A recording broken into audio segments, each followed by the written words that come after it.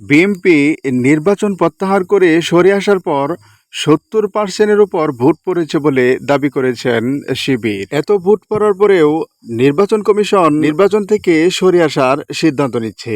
কোনো অবস্থাতেই মানাতে পারছেন না নির্বাচন কমিশনদের। এ ব্যাপারে শিবির প্রার্থী আজহারুল ইসলাম কি বলছে চলুন শুনে আসি। প্রিয় বন্ধুরা, আমার চ্যানেলে সাবস্ক্রাইবারের সংখ্যা খুবই কম, প্লিজ চ্যানেলটি সাবস্ক্রাইব করে দিবেন। আমরা দেখতে পেয়েছি গতকাল যে বিএনপি পন্থী শিক্ষকরা অবান্তর কিছু যুক্তি এনে অবান্তর কিছু ফ্রেমিং করে নির্বাচনকে বানচাল করার চেষ্টা করেছেন, নির্বাচনকে বলছেন নির্বাচন বর্জন করেছেন।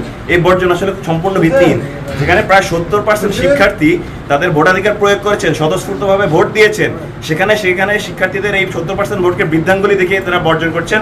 এমনকি আমরা দেখতে পেয়েছি লন্ডনে মিটিং করেছেন। এই বিশ্ববিদ্যালয়ের সিদ্ধান্ত কি লন্ডন থেকে আসবে? এই বিশ্ববিদ্যালয়ের সিদ্ধান্ত এই বিশ্ববিদ্যালয়ের শিক্ষার্থীরা গ্রহণ করবেন।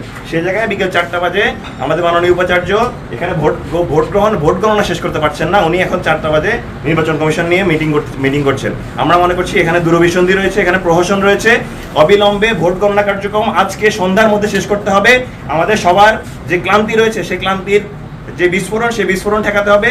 ওনাদের 4টা বাজে ভোট গণনা শেষ করতে হবে। এ পর্যন্ত কোনো মিটিং হবে না। ওনারা দ্রুততম সময়ের মধ্যে ভোট গণনা কার্যক্রম যেন শেষ করেন, কোনো প্রকার ষড়যন্ত্র যেন উস্কে না দেন, সে জায়গায় আমরা উদাত্ত আহ্বান জানাচ্ছি। নতুবা এই বিশ্ববিদ্যালয়ের শিক্ষার্থীরা তাদের যে ম্যান্ডেট, সেই ম্যান্ডেট আদায়ের জায়গায় কোনো প্রকার ছাড় দেবে না।